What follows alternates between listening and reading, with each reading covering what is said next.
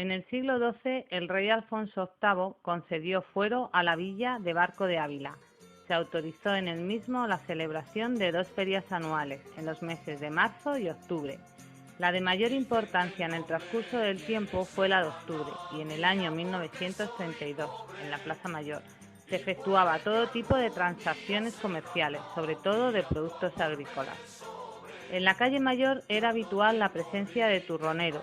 También en las acacias se vendían otros productos y en el Teso se celebraba la tradicional feria de ganado.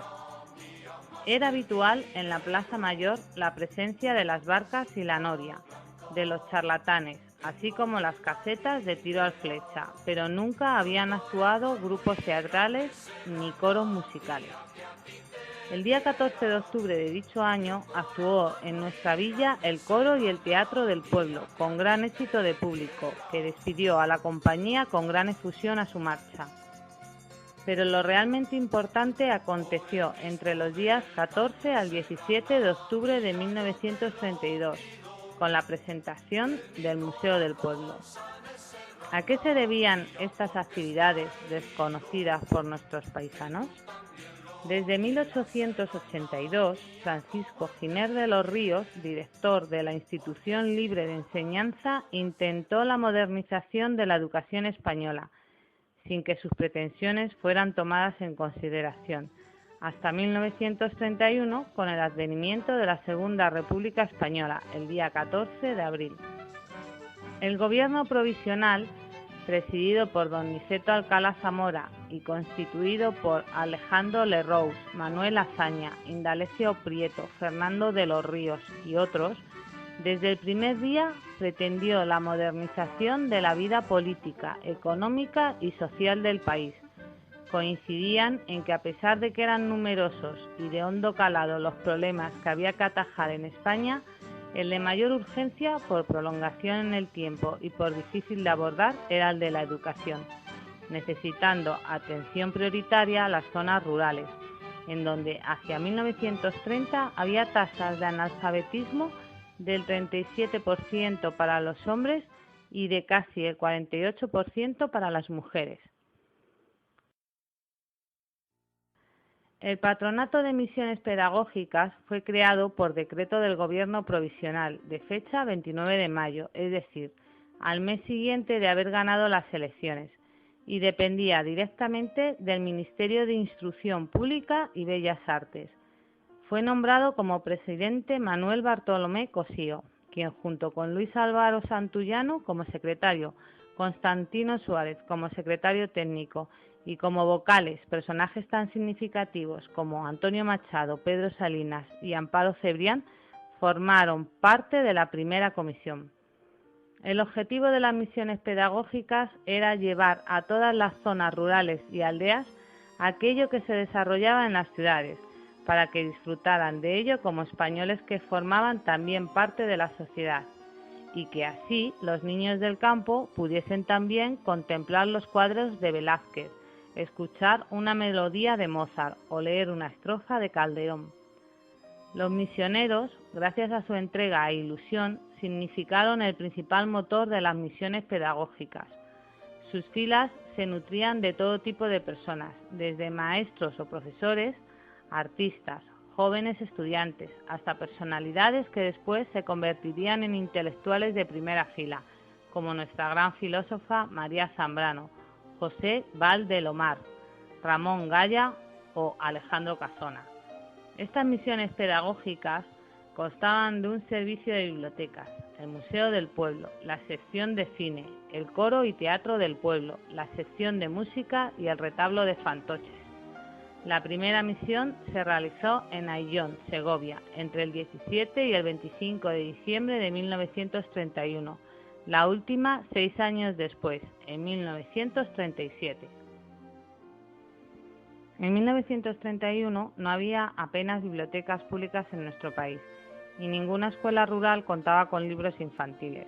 La labor emprendida por el Patronato de las Misiones, en la que participaron de manera destacada María Moliner y Juan Vicens, fue la mayor campaña de lectura que jamás se hizo en España.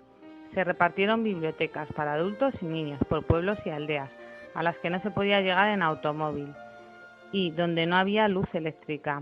En general, las colecciones de libros se instalaban en la escuela y el patronato las enviaba a los solicitantes cuando les constaba que quien se hacía cargo de ellas daba garantías de que funcionarían con eficacia. La primera biblioteca se entregó en Castropol, Asturias, y se crearon 5.522 bibliotecas, cada una de ellas compuesta de 100 libros para adultos y 100 para niños. 2 de las mismas fueron entregadas en Barco de Ávila. La primera a la agrupación socialista, Sociedad de Oficios Varios, y la segunda a la Sociedad de Trabajadores de la Tierra. Las bibliotecas iban acompañadas de papel para forrar los libros, fichas para los préstamos y marcapáginas con instrucciones sobre el cuidado de los libros. El responsable del lugar podía aumentar la colección en 10 libros más elegidos a su juicio.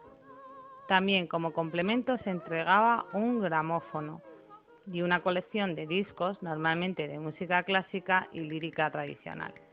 Los niños se quedaban sorprendidos al oír las grabaciones y contemplar los gramófonos. El cine de las misiones tenía diferentes vertientes. Por un lado estaba el carácter educativo y documental. Había películas de asuntos agrícolas, geográficos, históricos, de ciencias naturales, de dibujos animados y de física. Pero sin duda las que tuvieron mejor acogida fueron las películas cómicas, sobre todo de Charlotte, que tanto hacían reír a las gentes. La otra vocación fílmica de las misiones pedagógicas fue la de producir sus propios documentales. En este punto es necesario nombrar la importante figura de José Val de Lomar, quien filmó varios de los mismos. Por desgracia, son pocos los que se han conservado. La proyección de estas películas causaban tal impacto en la gente que nos sorprendemos al ver las imágenes de la exposición fotográfica que actualmente presentamos. Las fotografías de las misiones pedagógicas fueron recogidas principalmente por el mismo José Val de Lomar y Modesto Medina Bravo.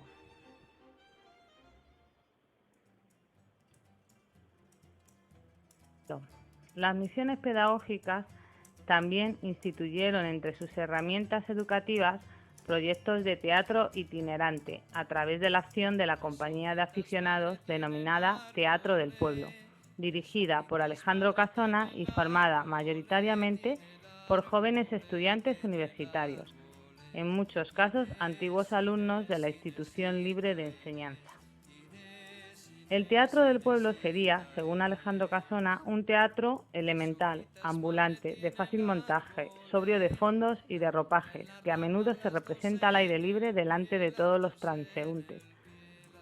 Participarían un total de 50 actores, entre chicos y chicas. Las escuelas o el ayuntamiento les servirían de vestuario y para desplazarse utilizarían un autobús. Solían actuar los domingos y días festivos, que eran los más adecuados para la participación del público y de los mismos actores. Cada representación se anunciaba con carteles, como las de Benjamín Palencia. Se seleccionan piezas de clásicos. Entre unas y otras se cantan romances y cántigas, como El Conde Olinos o La Loba Parda. La primera actuación teatral se celebró en Esquivias, Toledo, y el 15 de mayo de 1932. El coro de pueblo utilizaba los mismos medios que el Teatro del Pueblo, tanto en escenarios, decorados y actores. El director del mismo fue Eduardo Martínez Torner.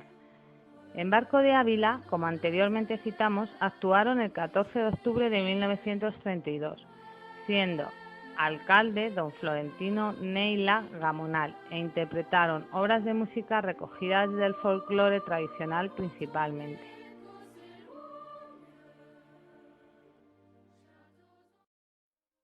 Otra obra de la República fue la creación de la compañía teatral La Barraca, que tuvo un creador muy personal en Federico García Lorca. El nacimiento de la misma se produjo el 2 de noviembre de 1931, cuando Federico decidió encontrar un público para dicho teatro. El público existe, es el pueblo. A él le representaremos obras de Cervantes, de Lope, Calderón y otros clásicos. Será un teatro que podamos montar y desmontar en poco tiempo. Irá por los campos, por los caminos de España, porque el público está en cualquier camino. Entre otras obras, prepararon la Cueva de Salamanca, la Guarda Cuidadosa, el Retablo de las Maravillas, la Vida Sueño y otras más con las que recorrieron la geografía española.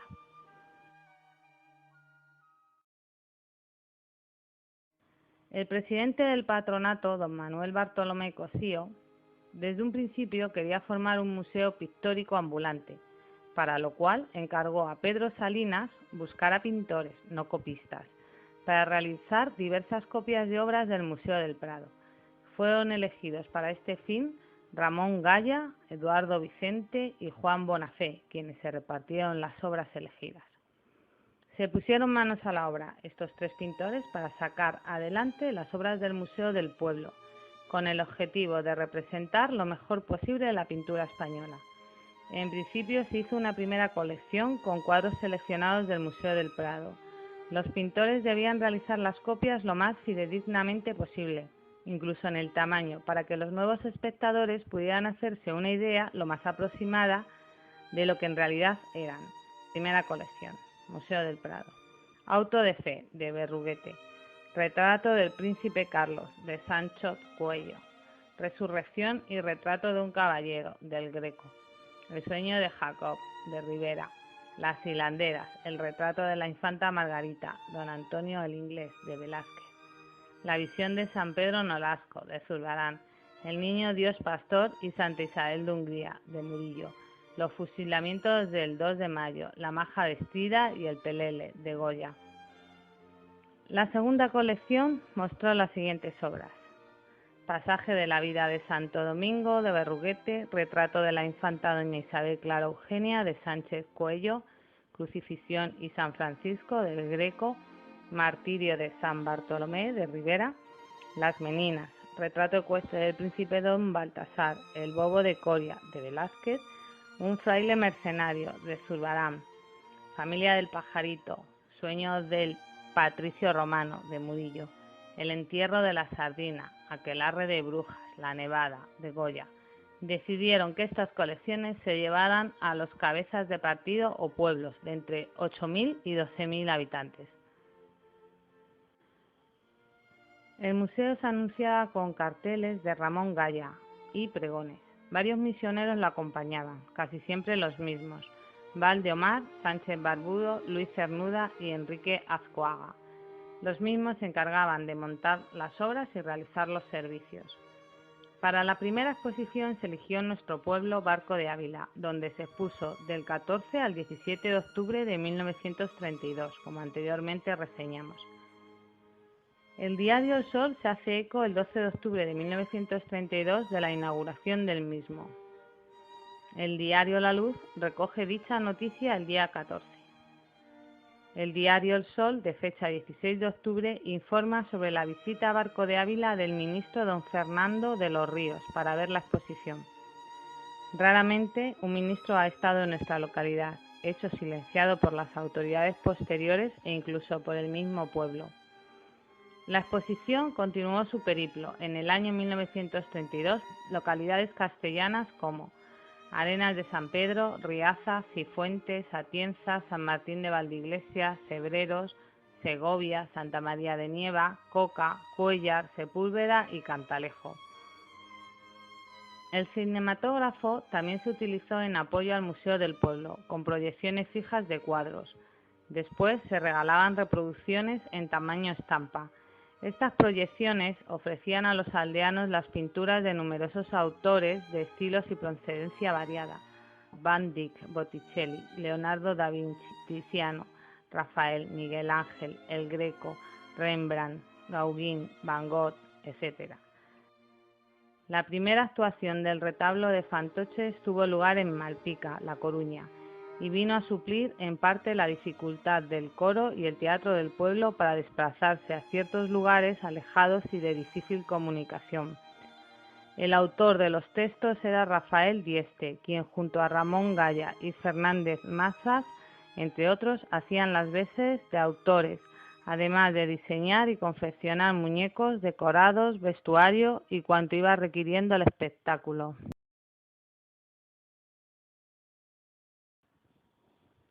Si muchos fueron los logros conseguidos por las misiones pedagógicas, tal vez el más importante fue el de la alegría despertada por los pobladores de los más de 7.000 pueblos o aldeas visitadas.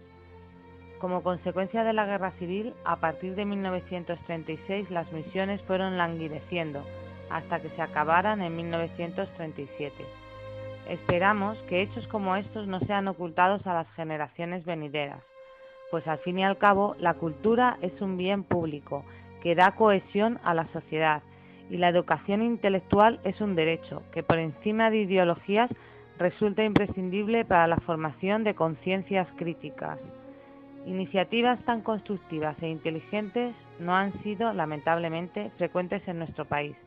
Por ello, tal vez sea este un momento idóneo para rescatarlas del olvido y, entre todos, intentar contribuir a la divulgación de las mismas.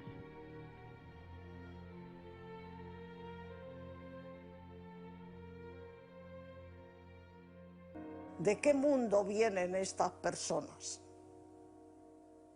Éramos tan lejos de su mundo que parecía que venías de otras galaxias, de sitios que ellos no podían entrar en su imaginación que existieran, ni cómo vestíamos, ni cómo llevábamos para comer, ni cómo hablábamos, ni cómo...